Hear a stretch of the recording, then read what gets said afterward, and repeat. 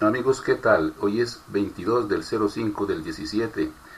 Con ustedes Florentino Corrales, director de temas políticos. Germán Vargas Lleras encabeza presidenciales de 2018. La carrera para llegar a la Casa de Nariño ya comenzó y a un año de que los colombianos salgan a las urnas para escoger al sucesor de Juan Manuel Santos, Germán Vargas Lleras, Gustavo Petro y Sergio Fajardo encabezan la intención de voto según la última encuesta de la firma Inbamer para Caracol Televisión, Blue Radio y Semana.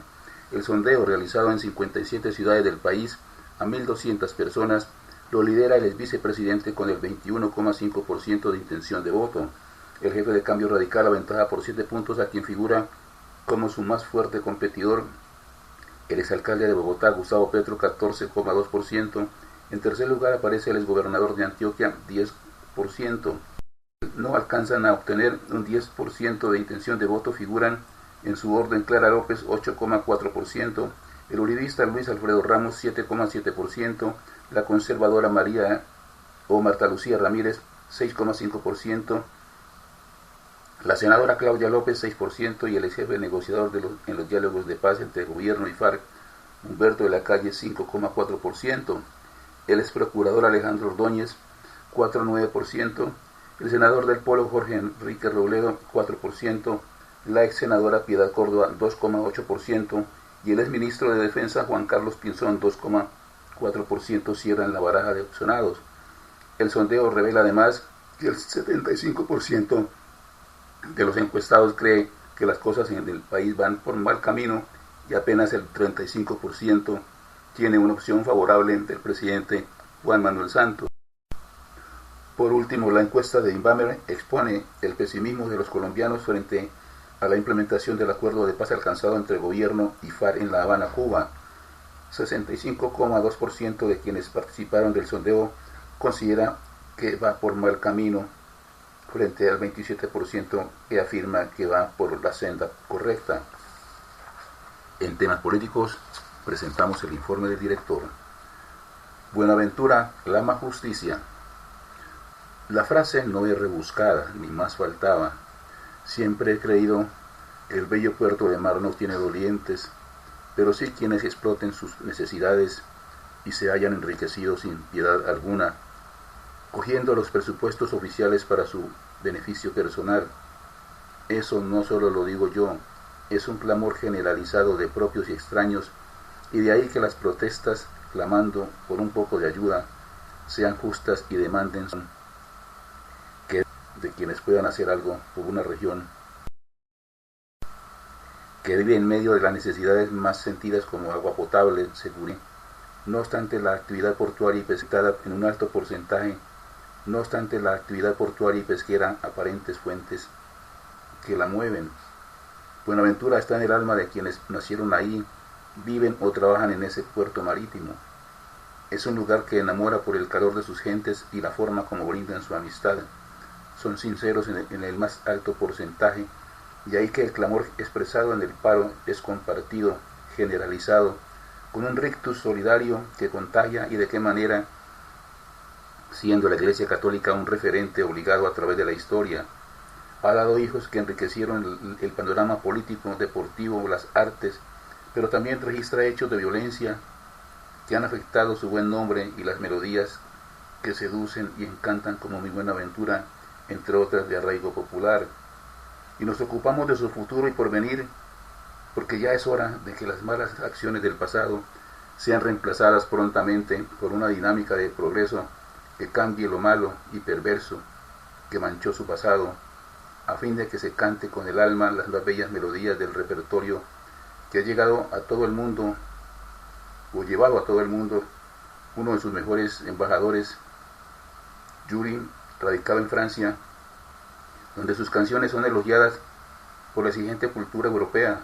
Ojalá que todo el esfuerzo del paro, la protesta y el anhelo de la solución de sus problemas sea una feliz realidad que aplaudiremos sin cesar, porque Buenaventura enamora y se siente en toda su dimensión, porque hubo cultores que nos enseñaron a querer este puerto marítimo por todo lo que ha representado siempre para Colombia. Que sus protestas tengan eco, por favor. En temas políticos, este fue el informe del director. Venezuela alerta por vehículos blindados de combate en frontera con Colombia. La Cancillería venezolana denunció en un comunicado que Colombia intenta provocar al gobierno de Nicolás Maduro con la presencia de vehículos blindados de combate a escasos metros de la frontera entre ambos países. Caracas expresó su más enérgico rechazo a la insólita e inadmisible provocación ejecutada por la República de Colombia con la presencia de vehículos blindados de combate a escasos metros de la línea fronteriza con Venezuela el día domingo en Paraguachón, departamento de La Guajira. La Cancillería también condenó que altas autoridades colombianas aseguren que ese país se prepara para recibir a oleadas de migrantes venezolanos producto de un gran evento de violencia, lo que consideró falsos supuestos para justificar una intervención a Venezuela. Comillas, la grave provocación ocurrida el día de hoy pretende desviar la atención sobre la profunda crisis política y social que acontece en el Valle del Cauca, Buenaventura, cuya población reclama la atención del Estado colombiano en áreas esenciales para la vida, agrega el texto. En la empobrecida región de Buenaventura, principal puerto de Colombia sobre el Pacífico, continúan este domingo protestas para reclamar mejoras sociales y económicas en el marco de un paro cívico. El paro, que pretende mejoras de infraestructura y celeridad en las obras para garantizar agua potable y salud a la población, comenzó el 16 de mayo y tuvo una oleada violenta el viernes con saqueos y disturbios en la ciudad que dejaron unos 80 detenidos y un policía muerto. En su comunicado, el Ministerio de Exteriores venezolano alerta además sobre la paralización de los acuerdos de paz por parte de la élite que gobierna Colombia, frustrando todos los esfuerzos internacionales que han coadyuvado para hacer realidad el fin de la guerra en ese país. La República Bolivariana de Venezuela exige el cese de estos actos de provocación y hace un llamado a la comunidad internacional a mantenerse alerta a estas acciones que pretenden afectar aún más las relaciones bilaterales entre nuestros países, cierra comillas, agrega el texto. Rechaza a Venezuela respuesta por movilización en Paraguachón.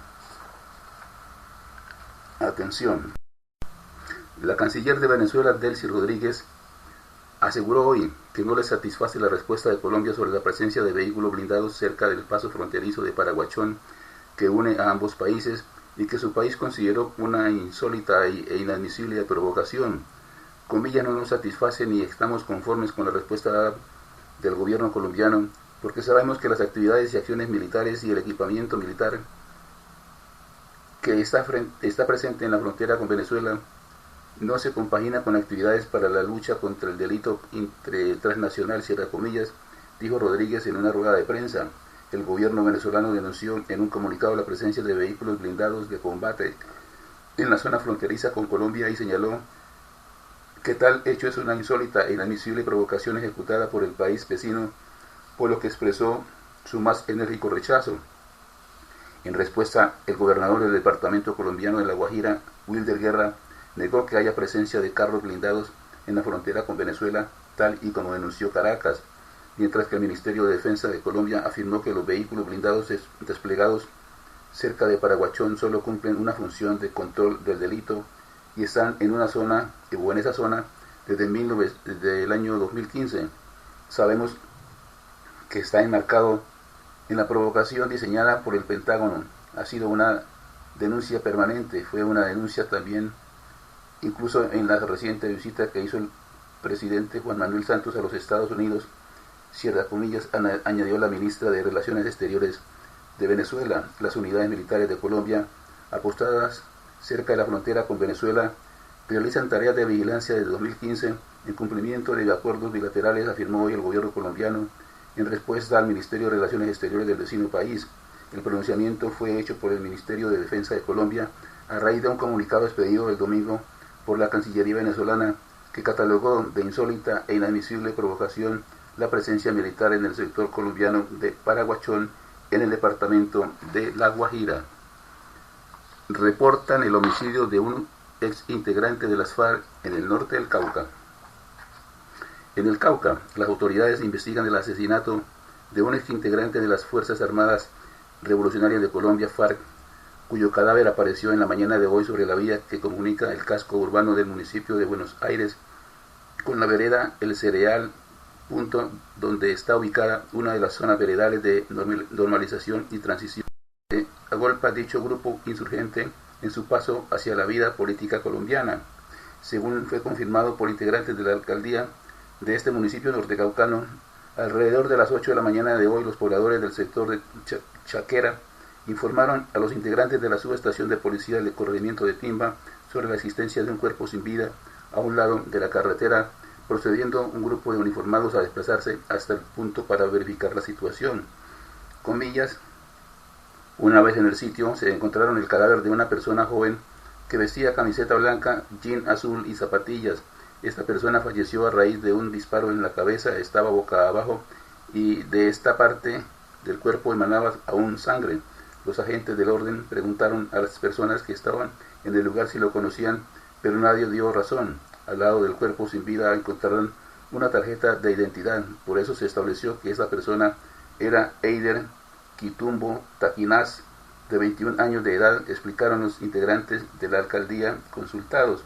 Una vez cumplidas las diligencias judiciales y de trasladar el cadáver a la sede de medicina legal en Santander de Quilichao, se conoció una comunicación escrita por parte de las FARC, donde se comunicaba al mecanismo del monitoreo que Eider Quitumbo Taquinaz y Jason Medina Valencia, conocidos al interior de dicha organización como Mario Londoño y José Martínez, fueron expulsados de la zona veredal de transición y normalización de Elvira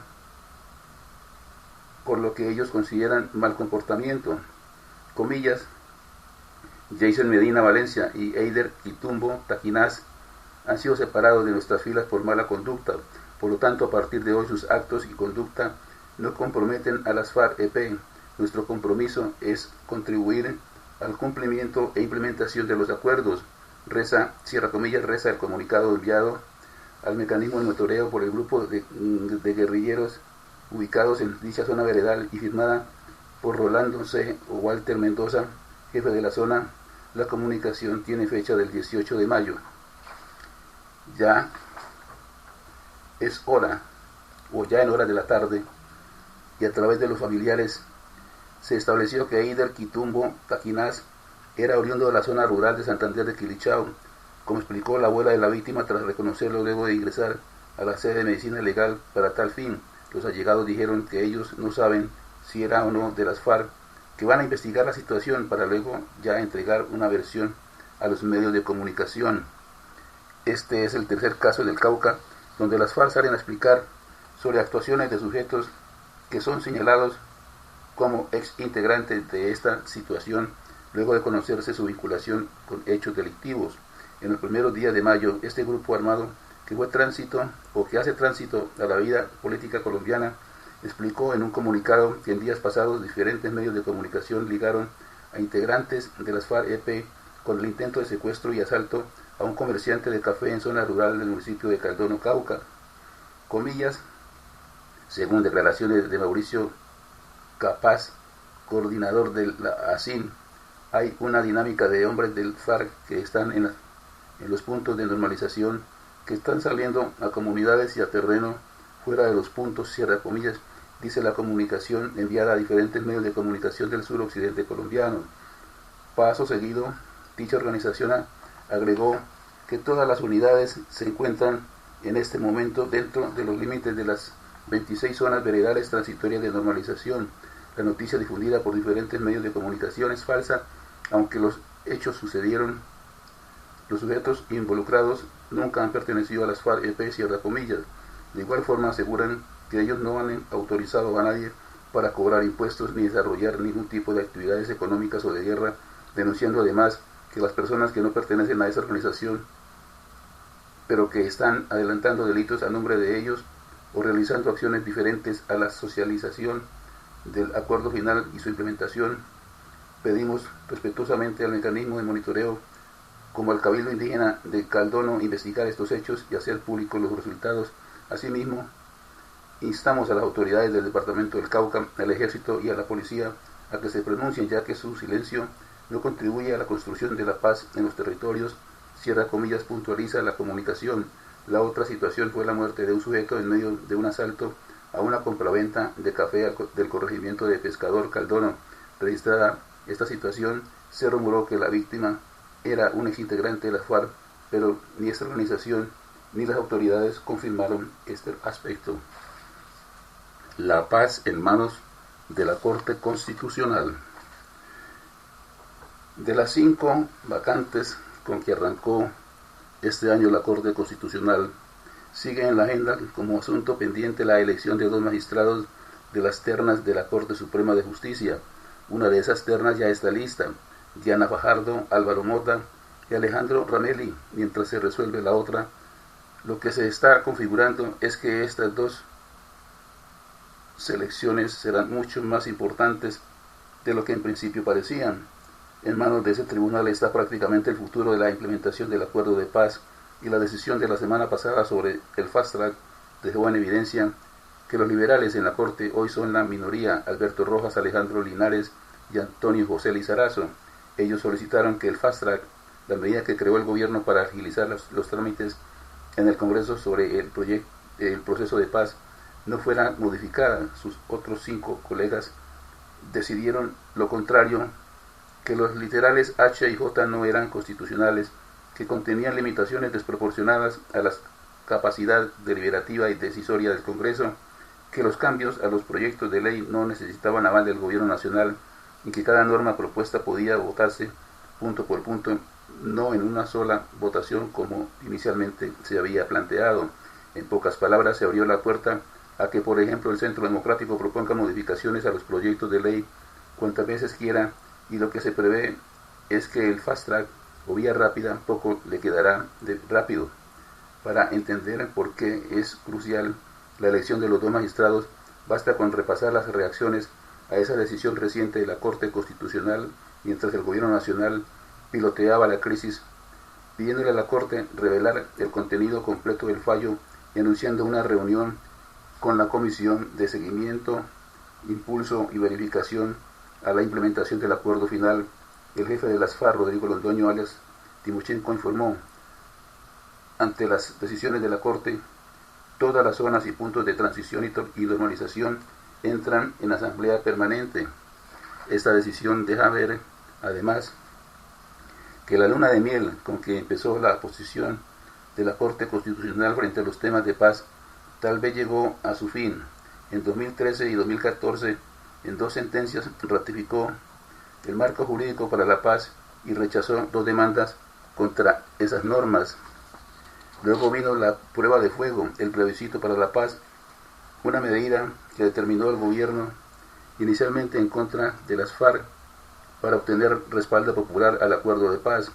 El 18 de julio de 2016, con ponencia del magistrado Luis Ernesto Vargas, quien recientemente fue postulado por el gobierno como comisionado de la CIDH, el plebiscito fue aprobado con un salvavidas. El umbral de participación se redujo a un 13%, así el gobierno no necesitaba de tantos sufragantes como en las elecciones tradicionales para que los resultados fueran válidos.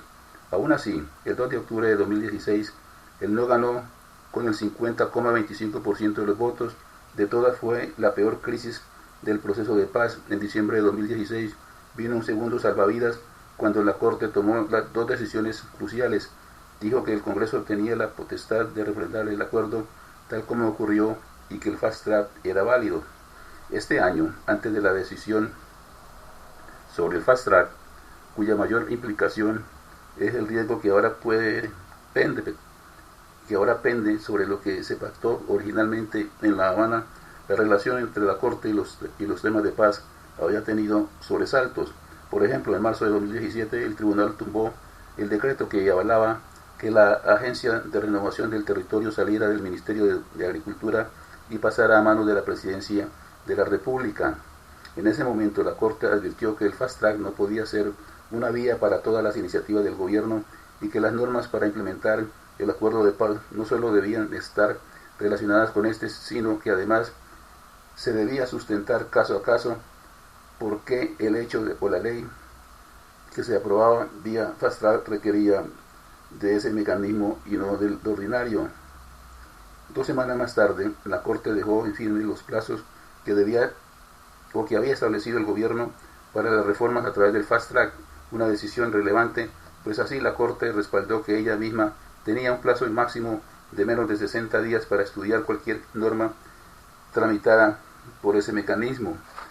Así se garantizó que el trabajo ágil en el Congreso, ese que ahora está en duda gracias a un fallo de esta misma Corte, fuera igual de ágil en ese tribunal para implementar lo más pronto posible el acuerdo de paz. En abril pasado vino el turno para el estudio de la Comisión Nacional de Garantías de Seguridad, un elemento del acuerdo en el que las FARC insistieron y que la Corte declaró inexequible. Cuando fue el turno para aprobar que los excedentes del Fondo Nacional de Regalías en liquidación fuera destinado a iniciativas para implementar el acuerdo final, la Corte de nuevo puso freno de mano. Determinó de nuevo que no se advertía el porqué de la urgencia para tramitar esta norma vía fast track, que se debía permitir la deliberación de las entidades territoriales que tienen la titularidad de esos recursos. A principios de este mes, la Corte tumbó otro decreto bajo el mismo argumento de la falta de necesidad del fast track, el 249 de 2017, que le otorgaba a la policía el poder que no tenía antes de hacer contrataciones para el programa de erradicación manual de cultivos de uso ilícito sin realizar convocatorias públicas. La elección de las últimas dos vacantes que quedan en la Corte es apremiante porque el alto tribunal tiene pendiente la discusión del tema más grueso, la Justicia Especial para la Paz. Hace unos días, la Corte suspendió el análisis del decreto con el cual se reglamentó la ley de amnistía hasta estudiar la Justicia Especial para la Paz. Muchos fueron los sorprendidos al conocer que fue el magistrado Carlos Bernal, ternado por el propio presidente, quien lideró la última decisión sobre el fast track. En el Congreso aún falta debatir 18 iniciativas para implementar el acuerdo final con las FARC.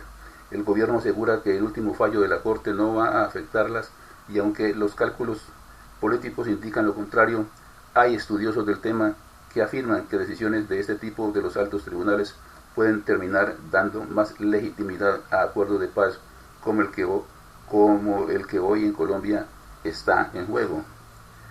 Comillas, no puedo retener a Falcao si quiere marcharse, cierra comillas, dice el presidente de Mónaco. El presidente de Mónaco, el magnate ruso Dmitry Rivolovel, confesó este lunes que no puede retener en contra de su voluntad al colombiano Radamel Falcao, cuyo contrato acaba al final de la próxima temporada. En una entrevista que publica el diario L'Equipe, Rivolovel afirmó que la prolongación del contrato dependerá de ambas partes, aunque finalmente será el futbolista quien decida, porque no se puede retener a un jugador que quiere marcharse, es su vida, es su carrera, dijo. El 31 de mayo de 2013, Falcao firmó un contrato de 5 años con el Mónaco, con un sueldo que diversos medios cifraron en 14 millones de euros por temporada, tras haber pagado por su traspaso al Atlético de Madrid de 63 millones de euros, lo que le convertía en el jugador colombiano más caro del momento. Comillas, felicidad, emoción y una inmensa satisfacción, cierra comillas, fue lo que sintió el empresario ruso, quien llegó al club en 2011, cuando vio al internacional colombiano levantar el trofeo de campeón de Francia en el estadio Luis II del pasado miércoles.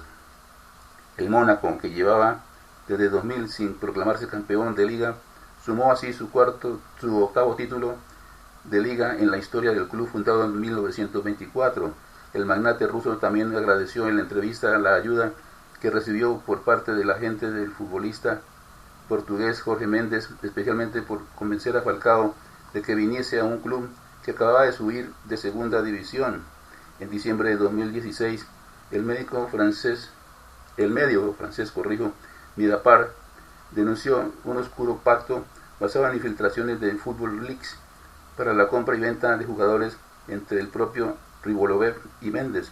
Esta temporada, el internacional colombiano anotó 30 goles en 43 partidos, teniendo un promedio goleador de 0.70.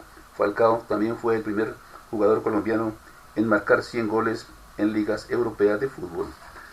Hasta aquí, temas políticos. La invitación muy cordial para que nos sigan en Twitter, Facebook y YouTube de lunes a viernes en este horario, @temas políticos, una sola palabra. Muchas gracias por su sintonía.